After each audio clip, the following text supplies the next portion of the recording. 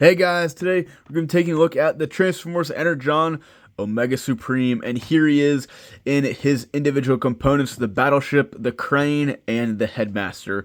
So yeah, just gonna take a look at the headmaster because it's just the easiest.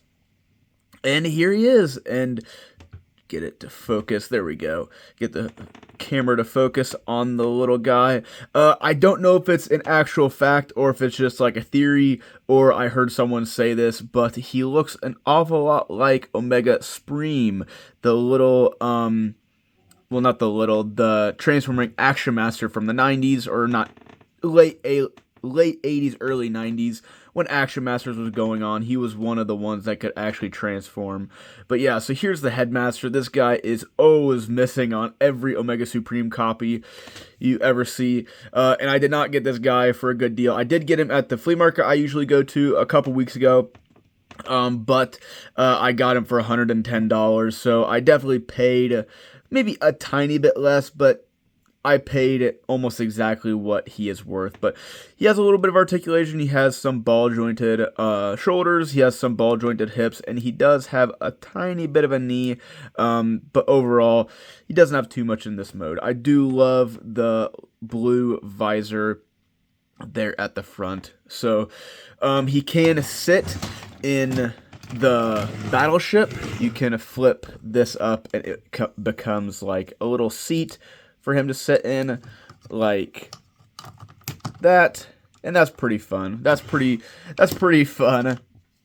But we will just put him off to the side because really, other than being just a little headmaster guy, he can't really do all too much just because his body is back there. But overall, he's super duper fun, and just, he's a fun little guy. But to the actual main event, we'll take a look at the crane first. I am not going to do the whole Omega Optimus thing. I'm not going to pull down my Energon Optimus and then put him on here. My Energon Optimus is even missing pieces, so I'm not going to worry about that. We're just going to do Omega Supreme. But yeah, here's the crane. Obviously, you can tell this is the weaker half because quite a bit of it you can see is... You see how it's going to work if you know how Omega Supreme looks. But he has these little cranes up here, these little ones.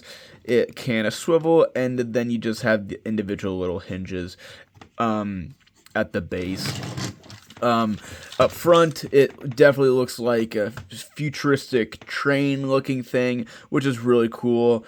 It's really, really neat. Big wheels right there. Big little small wheels there. And obviously some teeny tiny little wheels, and then just Omega Supreme's chest right there. And I'm not gonna do the whole like artillery gun emplacement for this, and then weird claw thing with this. Just vehicle mode and robot mode. That's all I'm gonna do. You do get the shoulder articulation for that, and you basically get all the arm articulation for the crane, and you do get a gimmick. You can slide this forward. See if it'll do it. You can slide that forward, and it will go in and out. And then you can open up the claw. He can't hold too many things, but he can probably hold some stuff, like a little mini con or a scout class guy. But yeah, I do love the look. I love the look for what it is. Obviously, like I said, it's not great, and you can see that it's not great, but I really like the colors. Love the little bits of blue just hinted throughout. Obviously, the big chunk of black that is his torso, but I really love the construction-y yellow that they use for this guy. I really, really like that. But we will look at the better half, which is the battleship mode. And this is very, very, very impressive. Obviously, the torso of Omega Supreme, because it's going to be black to blend in and match with the crane, definitely looks a lot better against this navy compared to the orange of the crane. And you can definitely see the lack of, or the more mismatched colors in this toy compared to the I think it's the Omega Sentinel. They released an Energon as well, which is the standard, blue, red, and white. When this guy, he's a bit more mismatched, and I do like the variety. But yeah, I love the look of this guy. I love the fact that when you turn the turrets, they all move at once and they raise. These two small ones, they go flat and then they raise on their own. I absolutely love that. You can utilize, I'm pretty sure, this wheel to spin them as well. Yeah, utilizes that wheel back there to spin them, and then you have another one of those little guns. I don't know if this one moves on its own. I can't tell. But either way, love the look of this battleship.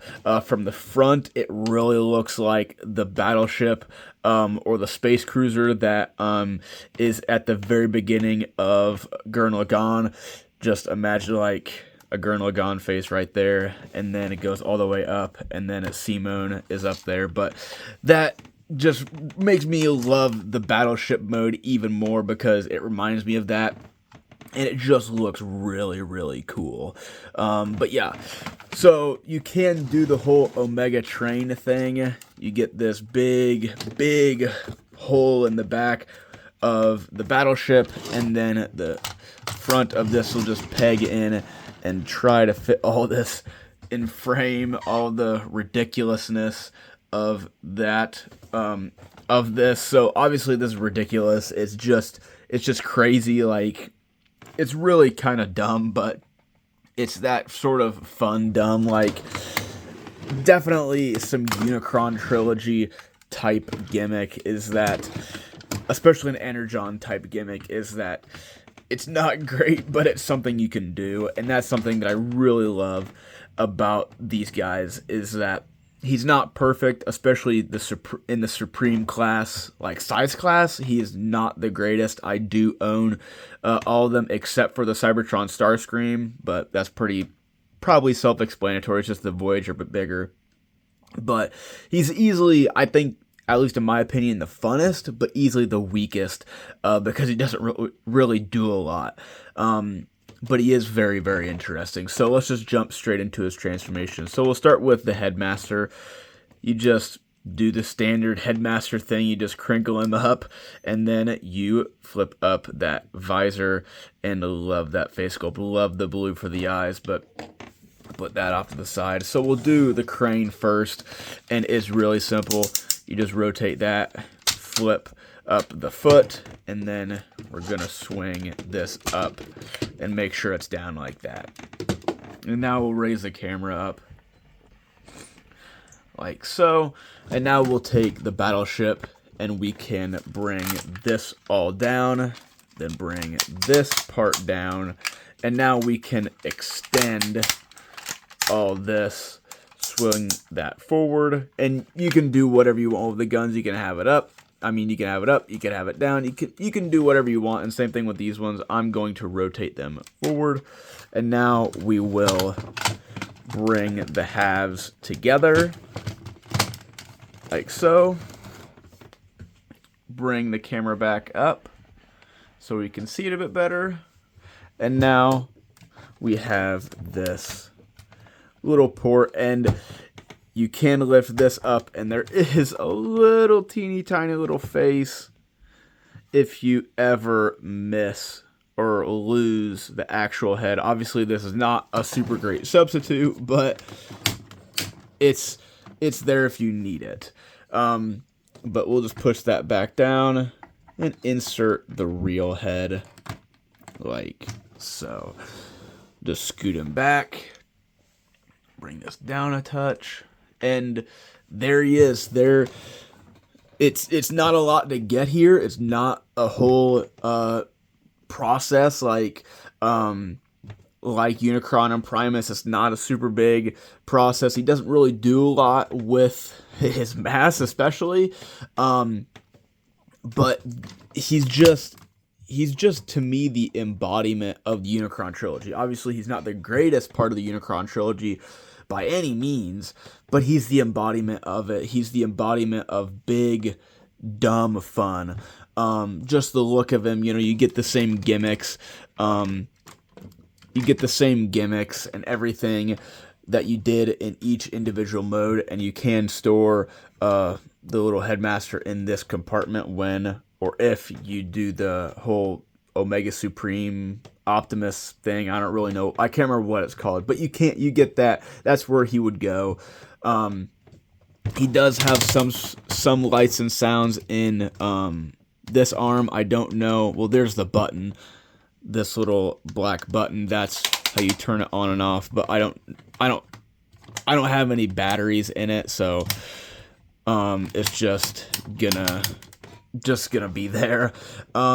He does have quite a bit of articulation. It's pretty standard, obviously, compared to the rest of the Unicron trilogy besides Cybertron. He does have quite a bit more than everyone else, excluding Unicron, his the first Supreme class. I couldn't think of the words, but he does have a decent amount of articulation. You get an elbow swivel, you get your knee swivels, and you get some hip joints, and of course, in Unicron trilogy fashion, they're all nice and clicky ratchet joints, and that's always amazing, always fun, always incredible in my opinion. But yeah, I really love this toy. Love having another Omega Supreme to add to my collection. I think I have every official Omega Supreme toy except for Omega Supreme. But I haven't touched the third-party scene at all, so I definitely have a lot more to go. But this at least rounds out the most of the Omega Supreme toys, excluding Omega Supreme and all the little titanium PVC toys. So yeah, but overall, ultimately, for what counts, he's the last one. And yeah, I really like him. And I would say if you're a fan of Energon, if you're the fan of the Unicron trilogy, or you're an Omega Supreme fan like I am, well, I'm all three of those fans. But if you're a fan of either of them, I would definitely look for this guy. More kind of like I did. If you stumble upon him at regular price, I would get him. I would hunt down one for a little bit less than what people ask, closer to maybe around 80 to 100. I probably wouldn't pay any more than that.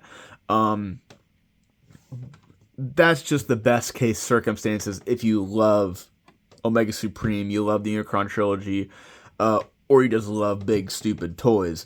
But other than that, I would say that this guy's a bit of a pass. Unfortunately, he doesn't really warrant the price that he goes for.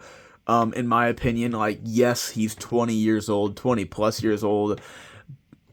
He does show what he is, just big, dumb fun. I do really like that. I love a toy that just displays that it doesn't care about being good. It just wants to be fun. Like, you just pick it up and, I don't know, play with it.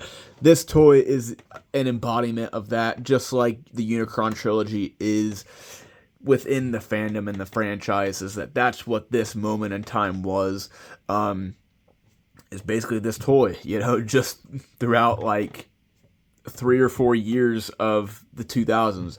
I really do like it, but like I said, it's not super great. It's not the greatest thing ever. It's not pushing any boundaries like, Primus would in Cybertron. It doesn't even push the boundaries even by, probably Energon standards. Well, maybe he does with his inventiveness of, using two halves, because this is before